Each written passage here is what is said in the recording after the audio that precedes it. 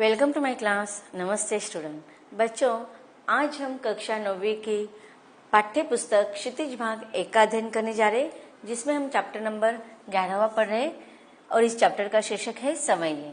सवैये यह आपका काव्य खंड से लिए गया पाठ है, जिसका यह सेशन नंबर 2 है। इसके पहले सेशन में हमने सवैये के जो रचयिता हैं कवि रसखान, इनके जीवन परिचय के बारे में जानकारी हासिल की थी संक्षिप्त में, और पहले सवैये का हमने विस्तार से अध्ययन किया था। तो सबसे पहले हम उस सवैये में हमें कवि क्या बताना चाहते थे यह पढ़ रहे थे, उसका संक्षिप्त में जानकारी हासिल कर लेते हैं। सवैया क्रमांक 1 में कवि हमें क्या बताना चाहते हैं कि वह श्री कृष्ण के प्रति इतने अनन्य उनके भक्त थे, उनके प्रति समर्पण की भावना वह रखते हैं।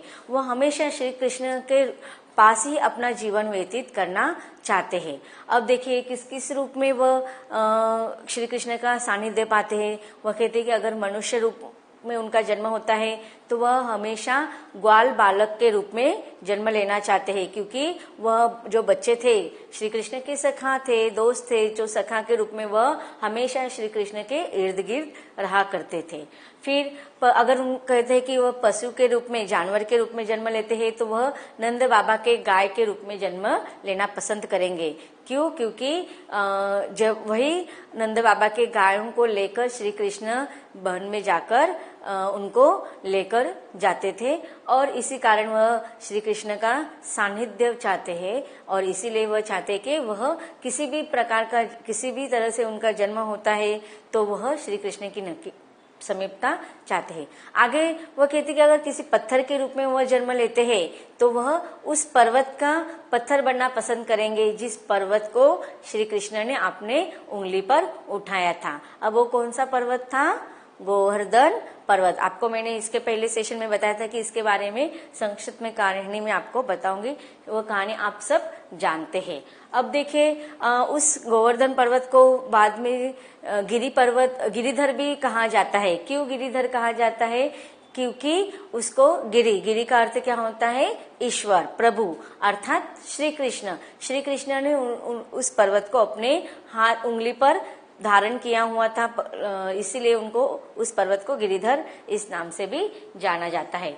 अब देखिए उस समय हमेशा क्या होता था कि जो ब्रजवासी होते थे वह अलग अलग देवताओं की पूजा करते थे। अब देखो बारिश के हम भी करते हैं ना, सूर्य देवता की आराधना करते हैं, उसकी पूजा करते हैं। फिर उसी प्रकार से ब्रजवासी हमेशा इंद्र की पूजा किया करते थे। लेकिन उस समय श्री कृष्ण कहते हैं कि हमें इंद्र के बजाय वरुण राजा की पूजा करना चाहिए, क्योंकि बरसात को ही वरुण राजा प्रसन्न होते, तभी तो बरसात होती है ना। तो इसीलिए वह कहते हैं कि हमें इस प्रकृति का पूजा करना चाहिए। तो उस साल क्या जाते हैं, श्री कृष्ण कहते हैं कि अब से सारे ब्रजवासी इंद्र ईश्वर की उपासना या आराधना करने से बजाय हम प्रकृति की पूजा करेंगे। और इसलिए क्या हो जाता है, इंद्र राजा बहुत गुस्सा हो जाते हैं और वह प्रकोप करते हैं। क्या प्रकोप करते हैं कि वह इतना बरसात उस ब्रजवासियों पर, उस नगर पर, गोकुल पर इतना बरसात बरसाते हैं कि बरसात रुकने का नाम ही नहीं लेता है। और वह बरसात का पानी पूरे नगर में फैलने लगता है, पूरे गांव में फैलने लगता है, सारे घरों में पानी भर जाता है, और ब्रजवासी जो होते हैं वह उन पर संकट आ जाता है। तो उस समय संकट से बचाने के लिए वह श्री कृष्ण के पास जाते हैं, और श्री कृष्ण फिर अपने शरण आए हुए भक्तों का रक्षा करते हैं। किस प्रकार? वह सारे उस नगर के बाहर आ जाते हैं, और जो गोवर्धन पर्वत है उस गोवर्धन पर्वत को श्री कृष्ण अपने उंगली पर धारण कर लेते हैं, उठा लेते हैं, और उस पर्वत के नीचे सारे ब्रजवासी सुरक्षित स्थान पर आ जाते हैं। जिस प्रकार से देखो बरसात में हम क्या करते हैं, अम्ब्रेला धारण करते हैं ना अपने ऊपर, छाता लेकर हम बरसात के पानी से बच सकते हैं। तो उसी प्रकार उन्होंने हरि छत्र अर्थात ईश्वर ने, श्री कृष्ण ने छत्र का रूप धारण किया था उस पर्वत के रूप में, और ब्रजवासियों की सुरक्षा की थी। आगे वे कहते हैं कि खग अगर पशु के रूप में जन्म लेते हैं तो वह उस कालिंदी नदी के किनारे जो वृक्ष है उन वृक्ष के डालियों पर खेलना पसंद करेंगे। अब देखिए इस सवैया से हमें कवि की क्या कौन सी बातें हमें दिखाई दे रही है कि एक तो कृष्ण के प्रति तो उनकी अनन्य भक्ति है, लेकिन उस भूमि के प्रति भी उनका प्रेम हमें दिखाई देता है, उनका अनुराग हमें दिखाई देता है। अब अगले सवैये में कवि क्या कहते हैं देखते हैं। दूसरे सवैये में कवि कहते कि या लकुटी अरु कामरिया पर राज तिहु पुर को तजी डारू, आठों सिद्धि नौ निधि के सुख नंद की गाई चराए बिसारो, रसकान कभो इन आखिन सो ब्रज के बन बाग तड़ाग निहारो, कोटिक एकल धोत के धाम करील के कुंजन ऊपर वारो। अब देखिए यहाँ पर श्री कृष्ण अपने श्री कृष्ण की समीपता तो कवि को चाहिए, लेकिन उस श्री कृष्ण की जो भूमि है, मातृभूमि है, जहाँ पर वह लीलाएं करते थे, तरह तरह की रचनाएं करते थे, उस भूमि से भी कवि को प्यार है, प्रेम है, स्नेह है। वे कहते हैं, अब देखिए कि या लकुटी अरु कामरिया, लकुटी का अर्थ क्या होता है? लाठी, कामरिया छोटा कंबल। अब देखते हैं हम श्री कृष्ण के यहाँ पर वेशभूषा का वर्णन कवि कर रहे हैं कि किस प्रकार से उनकी वेशभूषा रहती थी कि वह अपने हाथ में लाठी लेते थे, अपने कंधे पर एक छोटा सा कंबल उनके हमेशा धारण किए रहते थे। अब कवि कहते हैं कि लकुटी अरु कामरिया पर राज तिहु पुर को तजी डारो। अब श्री कृष्ण क्या करते थे? हाथ में लकड़ी लेते थे और कंधे पर कामरिया अर्थात छोटा कंबल धारण करते थे। तो कवि कहते कि लकुटी अरु कामरिया पर राज तिहु पुर को तजी डारो। तिहु पुर का अर्थ क्या होता है? नगर, शहर, लोक। यहाँ पर हम लोक उसका अर्थ करेंगे। तो कवि कहते हैं कि श्री कृष्ण की जो लाठी और छोटा पहनते जो कंबल वो धारण करते हैं, उनके उस कंबल और लाठी पर अगर मुझे मिल जाती है तो वह इतना मेरे लिए सुखदायक है कि उसके सामने तीनों पुर का राज, तीनों लोगों का जो राज है, उस सारे राजों के सुखों को मैं क्या कर डालूंगा? तजी डारो। तज में उसका त्याग कर दूंगा। तजना त्याग करना, डारो डालना। तो अब देखो हम जो तीन लोक होते हैं, पृथ्वी लोक होता है, स्वर्ग लोक होता है और पाताल लोक भी होता है। अब इन तीनों लोगों की जितनी भी सुख सुविधाएं है, उन सारी तीनों लोगों की सुख सुविधाओं के सामने मुझे कौन सा सुख भाता है कि श्री कृष्ण की लाठी और कंबल मिल जाए तो उन सुख के सामने तीनों लोगों के सुखों को मैं बहुत ही तुच्छ मानता हूँ। उस सारे सुखों को मैं त्याग कर दूंगा। आठों सिद्धि नौ निधि के सुख नंद की गाई चराई बिसारो। मुझे तो देखो, जब मैं श्री कृष्ण के यहाँ पर गाय को चराने जाऊंगा तो वह जो सुख है मेरे लिए, उस सुख के सामने सुख नंद की गाई चरायो बिसारो। तो नंद कौन थे? हम सबको पता है, श्री कृष्ण के पिताजी। तो श्री कृष्ण के गाय को चराने के जो सुख है, उस सुख के सामने मैं सारे बिसारे अर्थात मैं सारी चीजें भूल जाऊंगा। कौन सी चीजें भूल जाऊंगा?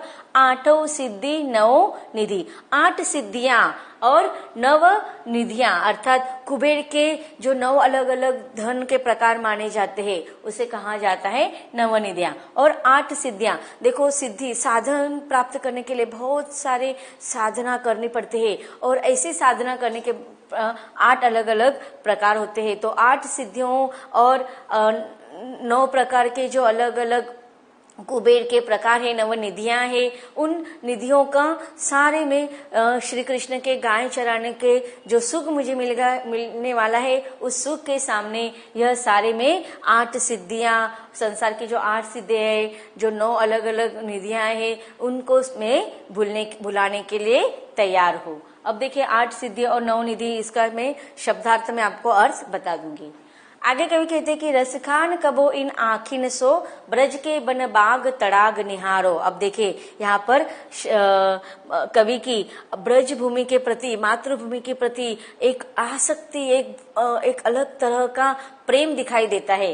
कवि कहते कि रसखान कबो इन आखिन सो, कवि कहते कि कब मैं इस आंखों से ब्रज के वन, बाग का उपवन अर्थ होता है तड़ाग, तालाब, निहारो, निहारना, कि कवि कहते हैं कि जब मैं ब्रज के ऐसा मेरे मन में आ रहा है कि मैं कब जाकर उस ब्रज के वनों को, बागों को, तालाबों को निहारूंगा, इसलिए मेरे आंखें तरस रही है।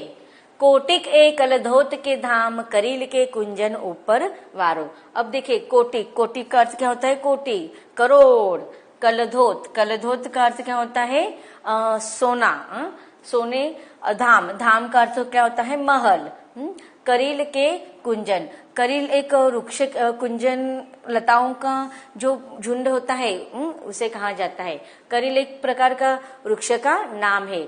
अब कवि कहते हैं कि जो श्री कृष्ण के ब्रज में, श्री कृष्ण के गांव में जो करील के कुंजन है, अर्थात वृक्षों के, झाड़ियों के, लताओं के जो स्थान है, उन स्थान के सामने, उस स्थान पर मैंने वार दिया है, मैंने न्यौछावर कर दिया है। क्या? कोटि कोटि कोलधोत के धाम, अर्थात सोने के महल।